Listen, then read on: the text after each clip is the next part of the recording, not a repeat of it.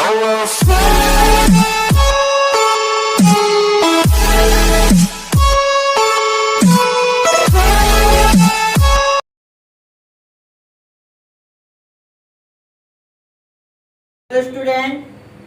जैसा कि हम लोग देख रहे थे, हम लोग फिजिक्स के 4th चैप्टर विद्युत धारा का चुंबकीय प्रभाव मैग्नेटिक इफेक्ट ऑफ करंट देख रहे थे।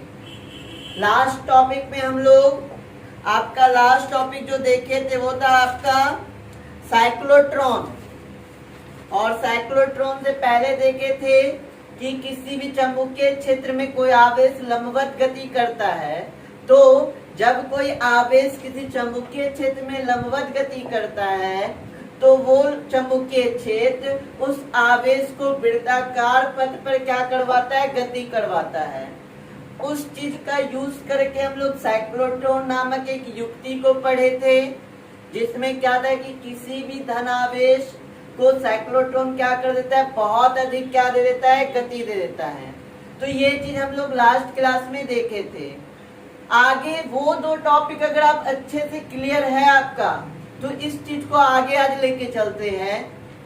आज का जो टॉपिक है वो है चुंबकीय क्षेत्र में किसी कोण पर आवेश की गति।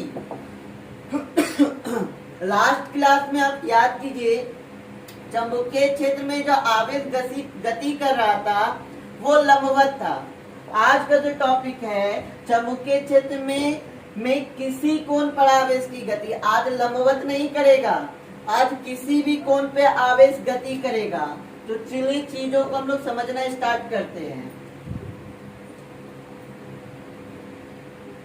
ये मान लीजिए हमारा चुंबकीय क्षेत्र, ठीक है, और इस चुंबकीय क्षेत्र में एक आवेश Q कोई आवेश है जो v वेग से गति कर रहा है।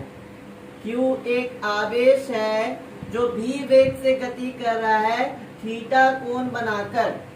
वापस से ध्यान से समझिए, हमारा B क्या है, चुंबकीय क्षेत्र, उसमें एक आवेश Q, आवेश है कोई Q जो v वेग से क्या कर रहा है, गति कर रहा है, कितने कोण बनाकर, थीटा डिग्री का कोण बनाकर। आज के क्लास में आवेश लंबवत गति नहीं कर रहा है, जैसे कि आपको लास्ट क्लास का याद होगा, हम आपको पढ़ाए थे। थोड़ा सा हम ध्यान देते हैं। जिन्होंने पीछे के वीडियो नहीं देखे हैं वो पीछे के वीडियो को देखकर आए, तभी क्लास समझ में आएगा, अन्यथा आपके माथा के ऊपर से जाएगा। लास्ट क्लास में सारे चीज का यूज किए हैं, सारे चीज को एक्सप्लेन किए हैं, उस चीज का यूज करके ही आगे बढ़ रहे हैं। ये एक चुंबकीय क्षेत्र है जिसमें कोई आवेश Q, याद कीजिए, जिसमें कोई आवेश Q v वेग से क्या कर रहा था, गति कर रहा था। और ये जो गति था क्या था, चुंबकीय क्षेत्र के लंबवत। ये क्रॉस साइन क्या बता रहा है कि चुंबकीय क्षेत्र किधर होगा, बोर्ड के तल की ओर। हम आपको बताए थे क्रॉस होता है तल की ओर और डॉट होता है बाहर की ओर।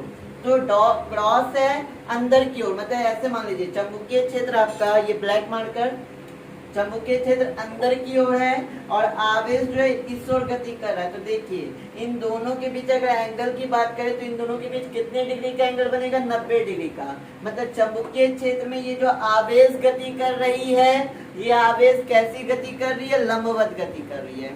यहाँ तक बात है क्लियर। आवेश जो गति कर रही है लंबवत गति कर रही है। तो आपको याद होगा जब आवेश चुंबकीय क्षेत्र की ओर लंबवत गति करती है तो चुंबकीय क्षेत्र उस पर बल आरोपित करता है, और उस बल को कैसे निकाले थे, तो याद कीजिए हम क्या बताए थे कि आप क्या कीजिएगा, अपने सीधे हाथ को क्या कर लीजिएगा, इस प्रकार से किसकी ओर, वेग जिस ओर आवेश गति कर रहा है उस ओर कर लीजिएगा अपने उंगलियों को, और जिस ओर, जैसे कि ये किधर है, इधर, इस प्रकार से। और जिधर चुंबकीय क्षेत्र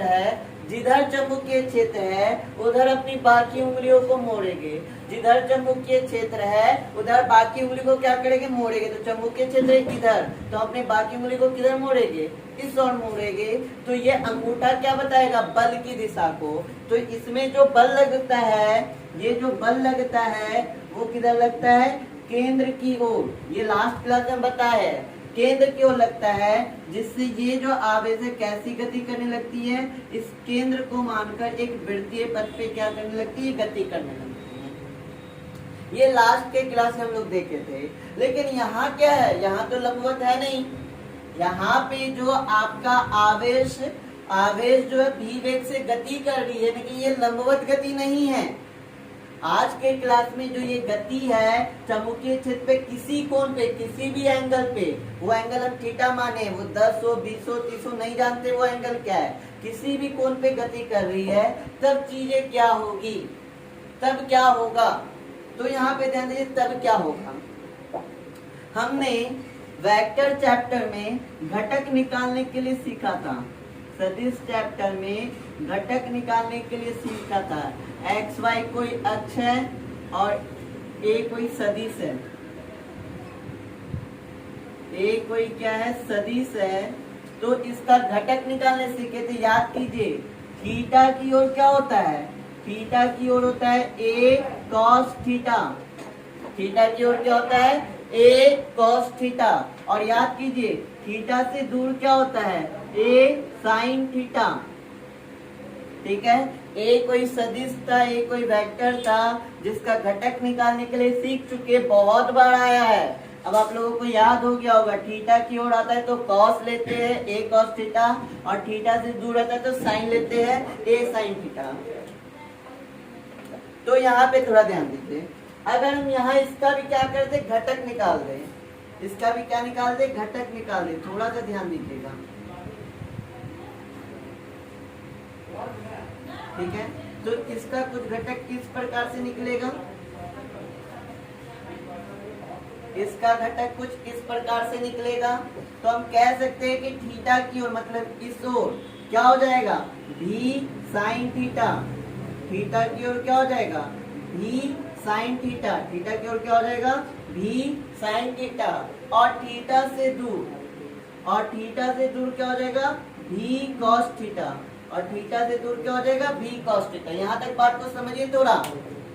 अगर थीटा की ओर होगा तो क्या हो जाएगा, भी साइन थीटा, और थीटा की अगर दूर जाती, इससे दूर जाता है तो क्या होता है, सॉरी मिस्टेक हो गया मेरे से, थीटा की ओर होता है तो क्या होता है, कॉस थीटा, भी कॉस थीटा, और थीटा से दूर जाता है तो क्या होता है, भी साइन थीटा। ये होगा, थोड़ा सा वहां देखिएगा।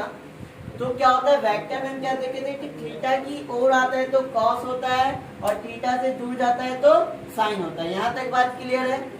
अब यहाँ समझिए, ये जो भी था ना, भी जो था थीटा कोण पे, इसी का घटक निकाले, मतलब इस भी वैल्यू की बात अब नहीं करेंगे, अब हम भी कॉस थीटा की बात करेंगे और भी साइन थीटा की बात करेंगे। तो थोड़ा सा ध्यान दीजिएगा, भी कॉस थीटा ये जो है आवेश को किधर लेके जाएगा, इस ओर गति कराएगा।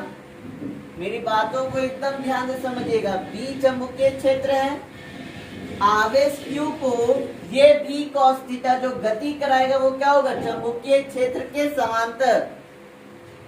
भी कॉस थीटा जो इस आवेश Q को जो गति कराएगा, वो जो गति कराएगा चुंबकीय क्षेत्र के समांतर, जबकि भी साइन थीटा जो गति कराएगा वो चुंबकीय क्षेत्र के लंबवत।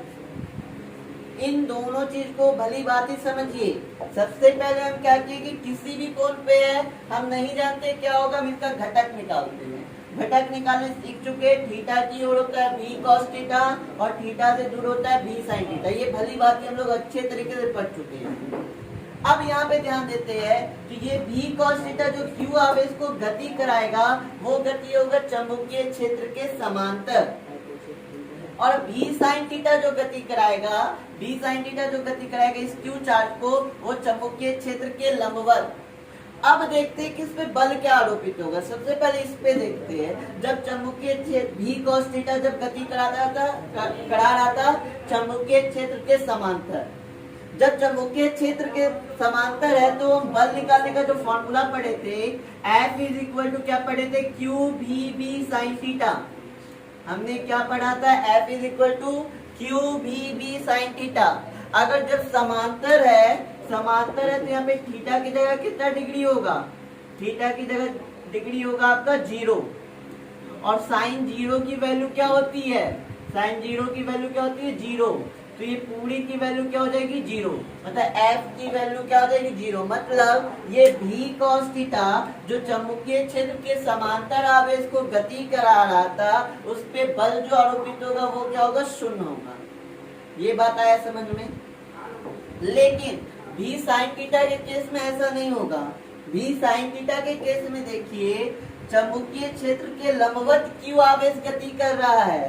तो याद कीजिए, अभी परसों के मतलब लास्ट वीडियो में आपको बता चुके हैं कि जब कोई आवेश किसी चुंबकीय क्षेत्र के लंबवत प्रवेश करता है, जब कोई आवेश किसी चुंबकीय क्षेत्र के लंबवत गति करता है, तो उस पे जो चुंबकीय बल लगता है वो किसके बराबर होता है, अभिकेंद्र बल के बराबर। थोड़ा ध्यान दीजिए, इस पे जो बल लगता है QBB, ये किसके बराबर होता है, mb² डिवाइडेड बाई r।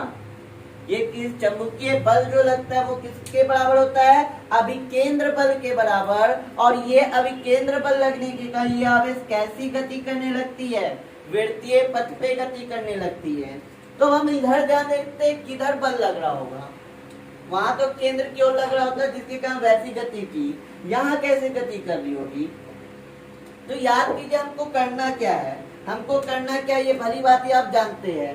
ये आपका चुंबकीय क्षेत्र और ये आपका आवेश लंबवत, ये आपका चुंबकीय क्षेत्र, ये आपका आवेश लंबवत। हम क्या बोले थे, अपने सीधे हाथों को आप आवेश की गति की दिशा की ओर लाइए, ले आए। आवेश कहाँ जा रहा है, ऊपर की ओर ले आए। बहुत अच्छे से इस चीज का प्रैक्टिस करवाए थे लास्ट क्लास में। हम क्या ले आए, आवेश B किधर गति कर रहा है, ऊपर, तो ऊपर की ओर अपने उंगली को लाए। अब क्या करना है, चुंबकीय क्षेत्र की ओर घुमाना है। चुंबकीय क्षेत्र है किधर, इधर, तो हम अपने बाकी उंगली को किधर घुमाएंगे, इधर। हम अपने बाकी उंगली को किधर घुमाएंगे, इधर। तो ये देखिए अंगूठा किधर बता रहा है, अंदर की ओर। अंगूठा किधर बता रहा है, अंदर की ओर। मतलब जो फोर्स लग रहा है, बल लग रहा है, वो किधर होगा, अंदर की ओर। ये बात आया क्लियर। अब ऐसा कुछ अंदर की ओर है, ये मान लीजिए केंद्र है, तो इस पे जो गति, ये जो गति करेगी कुछ इस प्रकार से गति करेगी। थोड़ा ध्यान दीजिए,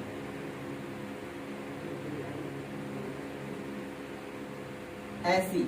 मतलब इसका केंद्र क्या है, अंदर की ओर। जैसे कुछ ऐसे समझ लीजिए, ये मान लीजिए केंद्र है, इसके ऐसे गति करेगी, ठीक है। ये केंद्र है, इसके चारों ओर ऐसे गति करेगी। यहाँ पे देखिए वृत्तीय पथ में तो गति करेगी, ये भी जो गति होगा वो भी क्या होगा, वृत्ताकार ही होगा, लेकिन कुछ इस प्रकार से। ये मान लीजिए केंद्र है, इसके चारों ओर ऐसे, ये ऐसे गति करेगी। समझ में आ रहा है। तो यहाँ पे थोड़ा आप ध्यान दीजिए, ये जो गति है, ये जो गति है हम किसका निकाल रहे हैं, V के घटक,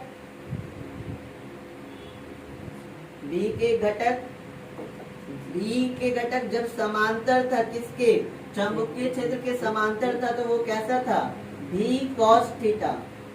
और चुंबकीय क्षेत्र के लंबवत जो घटक था वो क्या था, V sin थीटा।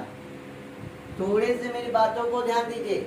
अगर इसके घटक की बात कर रहे हैं, इसकी घटक की, V की घटक की बात कर रहे हैं, तो V जब समांतर था, चुंबकीय क्षेत्र के समांतर पैरेलल था, तो क्या था, V cos थीटा।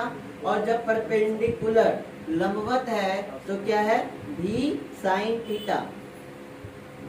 ठीक है। ये जो गति कराता है, V cos थीटा जो गति कराता है, वो कैसा गति कराता है, रेखीय गति, रेखीय गति।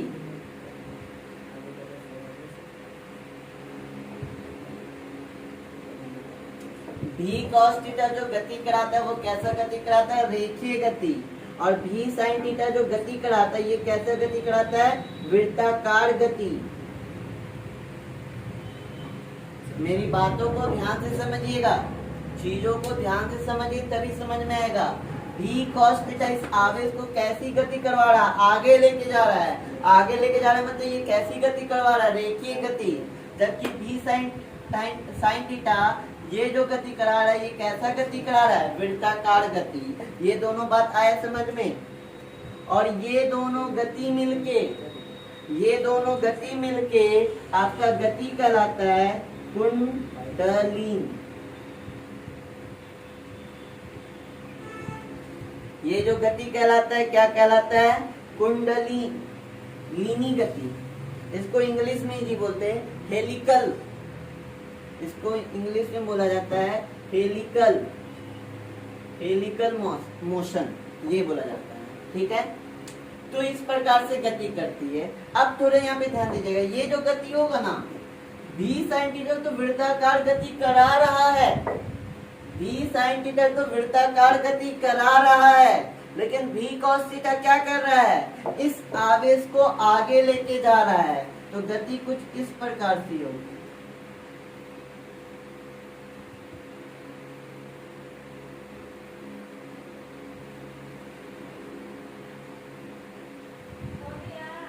ऐसा कुछ गति यहाँ पे होगा। फिर से वापस से समझिए, v cos थीटा आवेश को कहाँ लेके जा रहा है? आगे की ओर, जबकि v sin थीटा क्या कर रहा है? वृत्ताकार गति।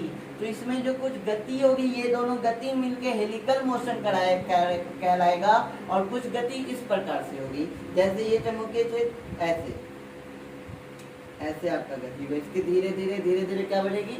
आगे बढ़ेगी। यहाँ तक बात आया समझ में? अब यहाँ पे ध्यान दीजिए, यहाँ क्या था? आपका चुंबकीय क्षेत्र जब था, तो ये जो चुंबकीय क्षेत्र है, इस पे जो लग रहा था फोर्स, ये v cos थीटा के कारण तो फोर्स क्या लग रहा था? 0।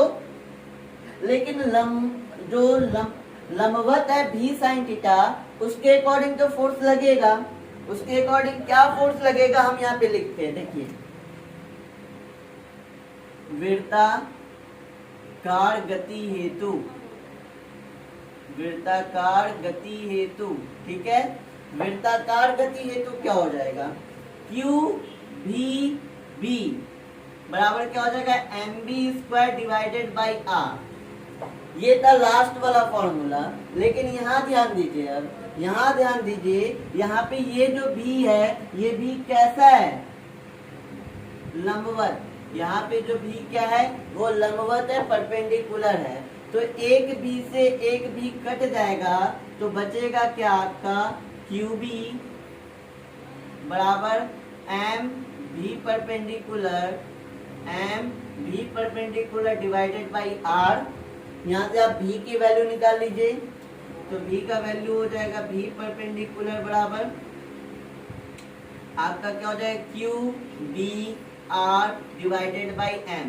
अब यहाँ से आपको लास्ट क्लास के जो हम कराए थे उसका कुछ टैली करेगा, क्योंकि चीजें एक जैसी है। यहाँ पे भी जो आवेश गति कर रही थी वो लंबवत गति कर रही थी, तब जाके उस पे फोर्स लगा, चुंबकीय फोर्स, मैग्नेटिक फोर्स लगा। यहाँ भी जो कर रही है वो लंबवत गति कर रही है, इसका यहाँ पे भी इसी पे लगेगा। पैरेलल जो गति करती है तब फोर्स क्या लगता है? 0। इसका इसकी कोई वैल्यू नहीं होगी। वैल्यू किसकी होगी? जो मोशन क्या हो रहा है? लंबवत। लंबवत मतलब जो वृत्ताकार गति हेतु कर रहे हैं। ठीक है, यहाँ से एक चीज और निकाल लीजिए, यहाँ से r का ही वैल्यू निकाल लीजिए। तो r अगर उधर चल जाए तो r इज इक्वल टू क्या हो जाएगा? mb divided by qb। यहाँ से अगर r का वैल्यू निकाल ले तो r को इधर ले आते, इधर डिवाइड में, तो इक्वल की इधर आएगा इनटू में, और जो चीज इनटू में इक्वल की इधर आएगा तो क्या में आएगा? डिवाइड में। वापस से जो चीज डिवाइड में होता है वो चीज आ जाता है इनटू में, और जो चीज इनटू में होता है वो चीज हो जाएगा डिवाइड में। तो r बराबर क्या आ गया? mb divided by qb। यहाँ तक बात आया समझ में? अब आगे हम लोग पढ़े थे क्या? इसी चैप्टर में याद कीजिए, इसी चीज में हम लोग पढ़े थे आवर्तकाल। आवर्तकाल t इज इक्वल टू पढ़े थे क्या? परिधि डिवाइडेड बाई 4। याद कीजिए, आवर्तकाल बराबर हम लोग पढ़े थे क्या? परिधि डिवाइडेड बाई 4। तो परिधि क्या हो रहा है? वृत्ताकार। एक वृत्त की परिधि क्या होती है? 2 पाई r। एक वृत्त की परिधि क्या होती है? 2 पाई r।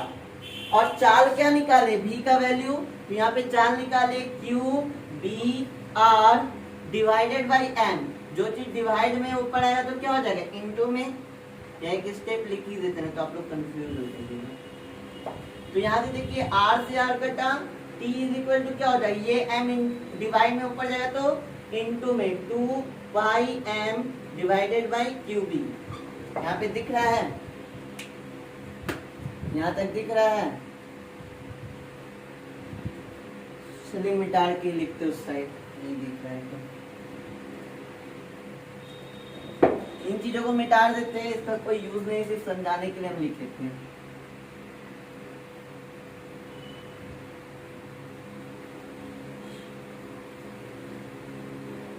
तो यहां समझिए आवर्त का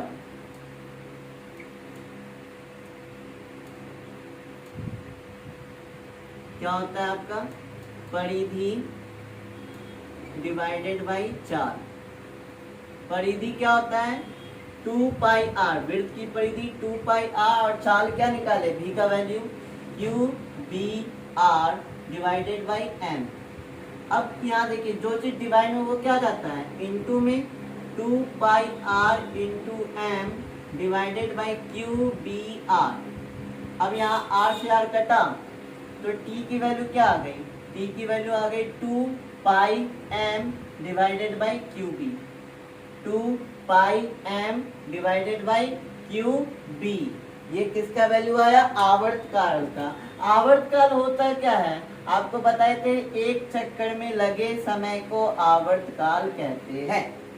एक चक्कर में लगे समय को आवर्तकाल कहते हैं, तो वो t का वैल्यू आया। फिर हम लोग पढ़े थे आवर्तकाल के बाद आवृत्ति। आवृत्ति का क्या पढ़े थे?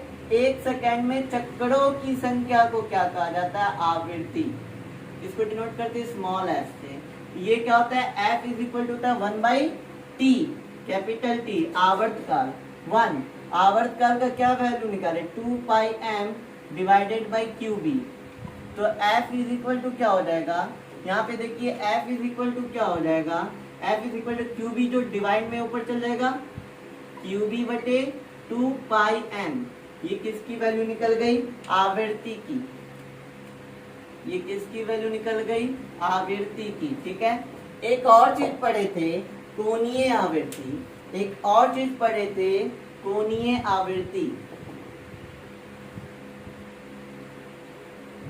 कोणीय आवृत्ति, कोणीय आवृत्ति। इसको डिनोट कर देते ओमेगा से, और ओमेगा बराबर क्या बताए थे? 2 पाई डिवाइडेड बाई टी। तो omega 2 pi divided by T. T की वैल्यू क्या निकाले हैं? 2 pi m divided by Q B. ठीक है, 2 pi m divided by Q B. ये क्यू बी डिवाइड में है, ऊपर जाएगा क्या में हो जाएगा? मल्टीप्लाई में। डिवाइडेड बाई क्या हो जाएगा? 2 पाई एम। तो ध्यान दीजिए 2 पाई से 2 पाई कटा, बचा क्या? Omega is equal to Q B divided by M. तो ओमेगा इज इक्वल टू क्या आ गया? Q B divided by M. अब यहाँ पे देखिए, यहाँ एक चीज और बचा। एक चीज क्या बचा? अब ये चूड़ी और अंतराल, एक चीज नया चीज है यहाँ पे, समझिएगा। चूड़ी अंतराल, ये चूड़ी अंतराल क्या है? अब चूड़ी अंतराल क्या है यहाँ समझिए। ये जो आप इस गति कर रहा था, वृत्तीय गति भी और रेखीय गति भी, मतलब एक वृत्त का चक्कर लगा के आवेश कुछ खिसक गया, यहाँ एक वृत्त चक्कर लगाया, फिर खिसक के इधर आया, फिर थोड़ा सा खिसक के इधर आया, थोड़ा सा खिसक के इधर आया, मतलब वो जो खिसक रहा है, थोड़ा सा घसक रहा है आवेश, उस समय अंतराल को क्या बोला जाता है? चूड़ी अंतराल। इसको लिख भी सकते हैं। इसको कैसे लिखेंगे? एक चक्कर में चुंबकीय क्षेत्र की ओर तय की गई दूरी। एक चक्कर में चुंबकीय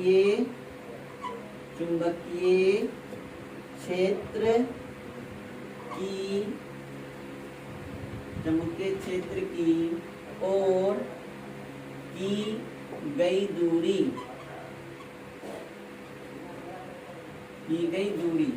चुंबकीय क्षेत्र की ओर तय की गई दूरी, तय की गई दूरी। ठीक है, क्या है चूड़ी अंतराल? वापस समझिए। एक चक्कर में चुंबकीय क्षेत्र की ओर तय की गई दूरी, एक चक्कर में चुंबकीय क्षेत्र की ओर तय की गई दूरी। अब देखिए एक चक्कर में चुंबकीय क्षेत्र इधर है, तो इसमें देखिए थोड़ा थोड़ा दूरी बढ़ रहा है, तो इस दूरी को ही क्या बोलते हैं, चौड़ी अंतराल बोलते हैं। ठीक है, चौड़ी अंतराल ये कितना कितना दूरी तय कर रहा है, ठीक है, पी। तो यहाँ देखिए इधर जो चल रहा है वो क्या चल रहा है, v cos theta, v cos theta, ठीक है, रेखीय गति। और इधर जो एक चक्कर में कितना समय लगता है, एक चक्कर में लगे समय को क्या बोलते हैं, आवर्त काल। एक चक्कर में लगे समय को क्या कहते हैं, आवर्त काल। तो P इज इक्वल टू क्या हो गया, v cos थीटा। अच्छा, इसको इंग्लिश में बोला जाता है पिच। इसको इंग्लिश में क्या बोला जाता है, पिच। चौड़ी अंतराल को इंग्लिश में बोला जाता है पिच। इसको P से डिनोट किया, कंफ्यूज मत होइएगा, इसको पिच से बोला जाता है। तो P इज इक्वल टू क्या हो गया, इधर देखिए रेखीय गति जो किया ये कितना दूरी तय किया, v cos थीटा, कितने समय में, एक चक्कर में। और एक चक्कर में लगे समय को क्या बोलते हैं, आवर्त काल। तो P इज इक्वल टू हो गया v cos थीटा, और आवर्त काल का t का वैल्यू क्या निकाले हैं, 2 pi m divided by QB, 2 pi m divided by QB। अब यहाँ थोड़ा ध्यान दीजिए, यहाँ पे इसको इस प्रकार लिख सकते, थोड़ा अरेंज करके लिखते, 2 pi m v cos theta divided by QB। इसको अरेंज करके लिखे तो क्या लिखाया, 2 pi m v cos theta divided by QB। ये किसका है, चौड़ी अंतराल का फॉर्मूला है। चौड़ी अंतराल का एक और फॉर्मूला होता है, अगर आप इस चीज को स्क्रीनशॉट लेना चाहते हैं तो यहाँ तक स्क्रीनशॉट लीजिए। थोड़ा सा हम यहाँ पे इरेज करेंगे, अब हम इरेज कर रहे हैं।